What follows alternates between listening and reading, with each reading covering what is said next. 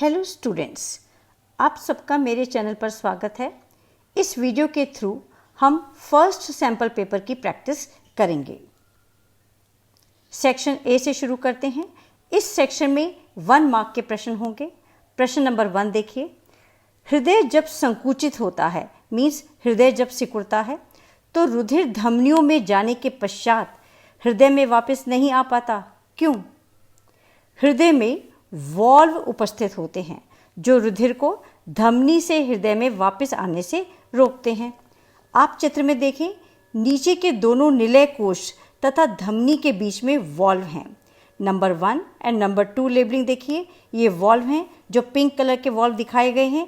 ये रक्त को वापस निलय में आने से रोकते हैं। जब एक बार रक्त चला जाता है धमनियों में तो ये वापस निलय में नहीं आ पाता, because of the presence of valve.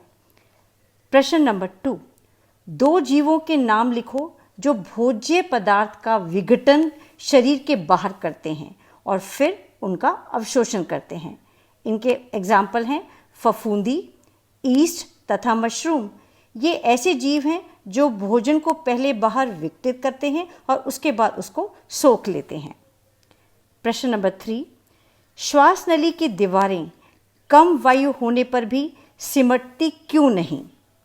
श्वास नली की दीवारों को सहारा देने के लिए उपास्थि के वलय होते हैं। आप इसको चित्र में देख सकते हैं, नीले रंग के वलय बनाए गए हैं श्वास नली के ऊपर। इन्हीं के कारण कम वायु होने पर भी श्वास नली नहीं सिमटती। यहाँ प्रश्न नंबर 3 की एक चॉइस है, आपको दोनों प्रश्नों में से कोई एक प्रश्न को करना है। सीधा क्वेश्चन, ऑक्सीजन की कमी से क्रिकेट के खिलाड़ियों की मांसपेशियों में प्राय खिंचाव उत्पन्न होने लगता है। क्यों? ऑक्सीजन की अनुपस्थिति हो या ऑक्सीजन की कमी हो तो पायरुवेट लैक्टिक अम्ल में परिवर्तित हो जाता है और यह लैक्टिक अम्ल मांसपेशियों में जाकर एकत्रित होने लगता है, जिसके कारण खिलाड़ियों की पेशियों में खिंचाव उत्पन्न होता है। प्रश्न नंबर 4 पर आइए। यहाँ अभिकथन तथा कारण के प्रश्न हैं। अभिकथन देखिए, पौधों को श्वसन के लिए कोई विशेष तंत्र की आवश्यकता नहीं होती। सही कथन है ये। कारण देखिए, पौधे के एक हिस्से से दूसरे हिस्से में श्वसन गैसों का बहुत कम परिवहन होता है। यह भी सही कथन है और एक की सही व्याख्या है। पौधों में गैसें एक भाग से दूसरे भाग तक, यानी पत्ती से तने तक, तने से जड़ों तक नहीं जाती हैं। इसलिए पौधों को विशेष श्वसन तंत्र की आवश्यकता नहीं होती है।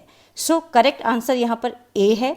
अभिकथन तथा कारण दोनों सही हैं और कारण अभिकथन की सही व्याख्या है। प्रश्न नंबर 5, अभिकथन देखिए।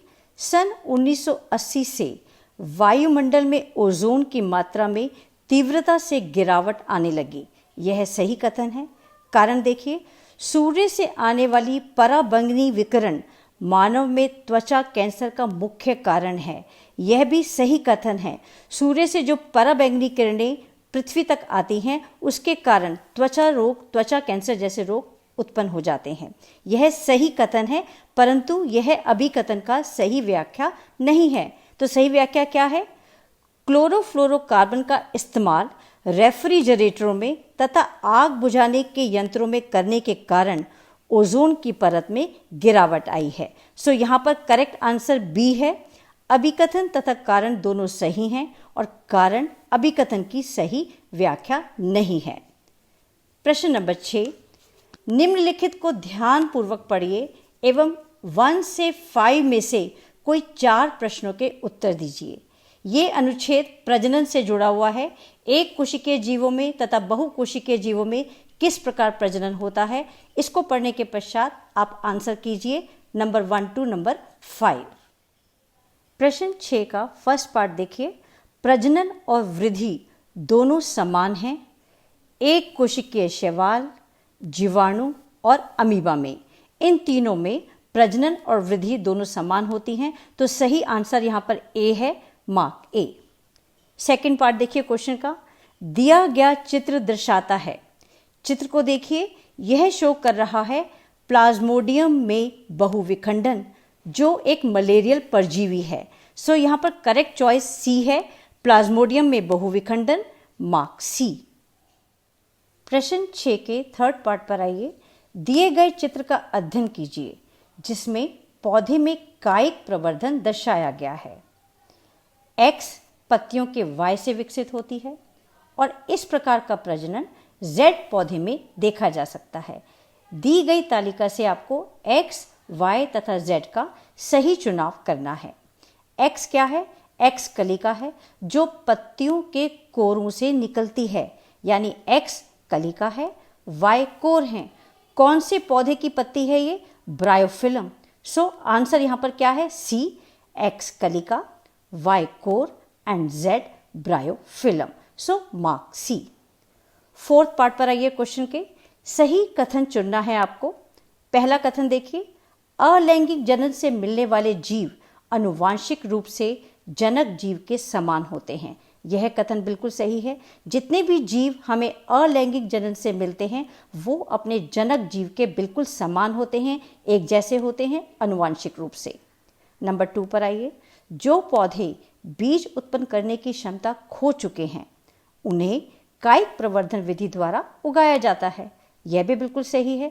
जिन पौधों में बीज बनाने की क्षमता नहीं है या वो खो चुके हैं उन्हें हम कायिक प्रवर्धन विधि द्वारा उगा सकते हैं। थर्ड स्टेटमेंट देखिए, हाइड्रा में मुकुलन विधि द्वारा जनन होता है। यह भी बिल्कुल सही है।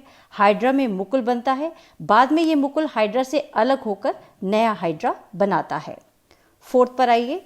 लेशमानिया में द्विखंडन एक निर्धारित तल से होता है। यह भी बिल्कुल सही है।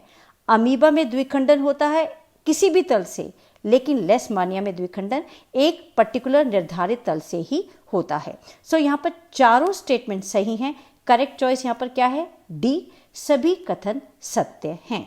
सो मार्क डी। प्रश्न 6 के फिफ्थ पार्ट को देखिए। दी गई तालिका में से गलत जानकारी को चिन्हित कीजिए। जो भी इसमें से गलत है उसको आपको टिक का निशान लगाना है।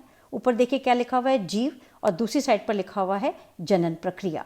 जीव देखिए ए, राइजोपस। जनन प्रक्रिया है बीजाणु, सही है ये। राइजोपस में बीजाणु विधि द्वारा जनन होता है। बी, गुलाब। जनन प्रक्रिया है द्विखंडन, यह गलत है। गुलाब में जनन प्रक्रिया द्विखंडन नहीं है। सी, प्लनेरिया जीव है, जनन प्रक्रिया का नाम है पुनरुद्भवन, यह सही है।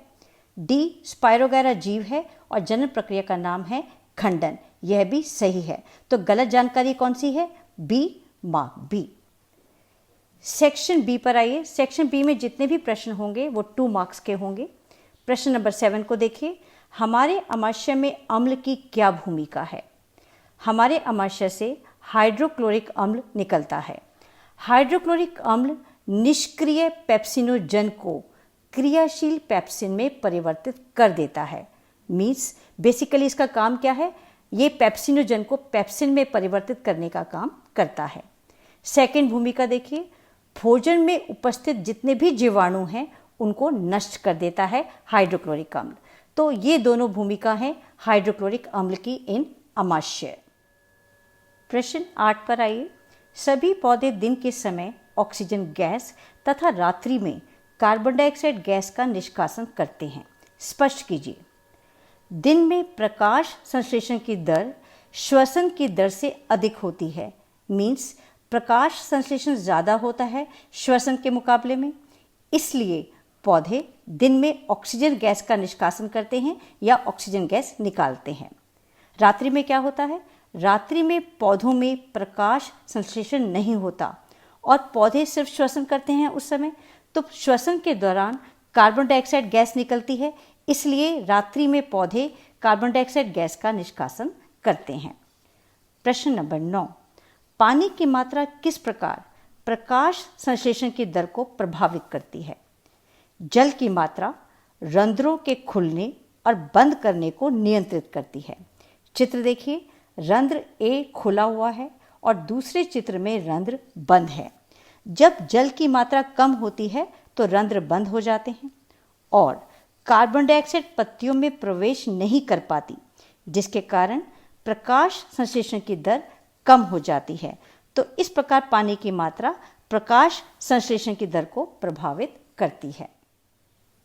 प्रश्न 10, रक्त में पाई जाने वाली श्वेत रक्त कणिकाएं शरीर के सिपाही कहलाती हैं, क्यों? रक्त में 3 तरीके की कणिकाएं होती हैं, लाल रक्त कणिकाएं, श्वेत रक्त कणिकाएं तथा प्लेटलेट्स। श्वेत रक्त कणिकाएं सिपाही का कार्य करती हैं। देखें कैसे। श्वेत रक्त कणिकाएं शरीर में प्रवेश करने वाले जीवाणुओं को घेर लेती हैं और उनको नष्ट कर देती हैं, उन्हें समाप्त कर देती हैं। तथा श्वेत रक्त कणिकाएं एंटीबॉडी भी बनाती हैं जो रोगाणुओं को नष्ट करने में सहायता करते हैं। इस तरह ये कणिकाएं हमें रोगों से लड़ने की शक्ति प्रदान करती हैं और शरीर के सिपाही कहलाती हैं। सेक्शन सी पर आइए। सेक्शन सी में 3 मार्क्स के प्रश्न होंगे। प्रश्न नंबर 11 को देखिए। पारितंत्र किसे कहते हैं? ऊर्जा के प्रवाह को पारितंत्र में एक चित्र सहित दर्शाइए। किसी भी क्षेत्र में 2 तरीके के घटक होते हैं, एक जैविक और एक अजैविक। जैविक घटक होते हैं जितने भी पौधे और जीव जंतु हैं, और अजैविक घटक हैं जैसे जल, मृदा, तापमान आदि। ये दोनों घटक आपस में क्रिया करते हैं और पारितंत्र बनाते हैं। तो देखिए पारितंत्र की परिभाषा क्या है। किसी क्षेत्र में अनोन्य क्रिया करने वाले सभी जीव और वातावरण के अजैव घटक या कारक संयुक्त रूप से पारितंत्र बनाते हैं। ऊर्जा प्रवाह कैसे होता है, आइए देखें। ऊर्जा प्रवाह को दिखाने के लिए चित्र बनाइए जैसे दिखाया गया है। आइए इसे समझें। सूर्य से शुरू करते हैं। स्वपोषी यानी पौधे सूर्य की ऊर्जा का उपयोग करते हैं और सिर्फ सौर ऊर्जा का 1% भाग ही यूज कर पाते हैं। अगर सूर्य से 1 लाख जूल ऊर्जा मिलती है तो पौधों को 1000 जूल ऊर्जा प्राप्त होगी। इसके बाद ऊर्जा का प्रवाह स्वपोषी से शाकाहारी, शाकाहारी से मांसाहारी और मांसाहारी से सर्वोच्च मांसाहारी की ओर होता है। एक इंपॉर्टेंट पॉइंट पर ध्यान दीजिए कि एक पोषी स्तर को अपने पहले पोषी स्तर से सिर्फ 10% ऊर्जा मिलती है। यह ऊर्जा प्रवाह का 10% का नियम कहलाता है। देखिए चित्र में, स्वपोषी के पास 1000 जूल ऊर्जा है तो शाकाहारी को इसका 10% यानी 100 जूल ऊर्जा मिलेगी, मांसाहारी को 10 जूल ऊर्जा मिलेगी तथा सर्वोच्च मांसाहारी को 1 जूल ऊर्जा ही प्राप्त होगी। नेक्स्ट इंपॉर्टेंट पॉइंट देखिए चित्र में, हर पोषी स्तर से कुछ ऊर्जा ऊष्मा के रूप में वायुमंडल में निकल जाएगी जो दोबारा इस्तेमाल नहीं की जा सकती। थर्ड इंपॉर्टेंट पॉइंट देखिए चित्र में, जब जीव की मृत्यु होगी, चाहे वो स्वपोषी हो, शाकाहारी हो, मांसाहारी हो या सर्वोच्च मांसाहारी हो, ये अपघटकों के द्वारा इस्तेमाल कर लिए जाएंगे। इस तरह आप पूरा चित्र बनाएंगे ऊर्जा प्रवाह का in your exam. Now section D, यहाँ पर 5 मार्क्स के प्रश्न होंगे। प्रश्न नंबर 12 को देखिए। दिए गए चित्र का अध्ययन कीजिए और प्रश्नों के उत्तर दें। प्रश्न नंबर 1 देखिए इसका, फूल का कौन सा लक्षण प्रभावी है और कौन सा अप्रभावी है? पहले देखिए प्रभावी लक्षण होते क्या हैं। ऐसे लक्षण जो दूसरे की उपस्थिति में अपने आप को प्रदर्शित कर सकते हैं, अपने आप को दिखा सकते हैं, प्रभावी लक्षण कहलाते हैं, और जो अपने आप को छिपा लेते हैं ऐसे लक्षण अप्रभावी लक्षण कहलाते हैं। तो इसमें देखिए डायग्राम में, फूल का जामुनी रंग प्रभावी लक्षण है, यह अपने आप को प्रदर्शित कर रहा है इन F1 जनरेशन, और फूल का सफ़ेद रंग अप्रभावी लक्षण है जो छिप गया है इन F1 जनरेशन। सेकंड प्रश्न देखिए, F1 संतति में किस प्रकार के फूल उत्पन्न होंगे? F1 संतति में सभी फूल जामुनी रंग के मिलेंगे क्योंकि जामुनी रंग का लक्षण प्रभावी लक्षण है। थर्ड पार्ट देखिए क्वेश्चन का, F2 संतति में प्रभावी तथा अप्रभावी लक्षणों वाले फूलों को प्रतिशत मात्रा लिखिए। चित्र देखिए, F2 पीढ़ी में 3 जामुनी फूल हैं और 1 सफ़ेद फूल है। तो जामुनी और सफ़ेद फूल का अनुपात क्या है? 3:A, और इसका परसेंटेज निकालिए। F2 संतति में जामुनी फूलों की प्रतिशत मात्रा होगी 75% और सफ़ेद फूलों की मात्रा होगी 25%. So that's all for today. Thank you very much for staying with me. Subscribe the channel to get the information about my new video. Thank you so much.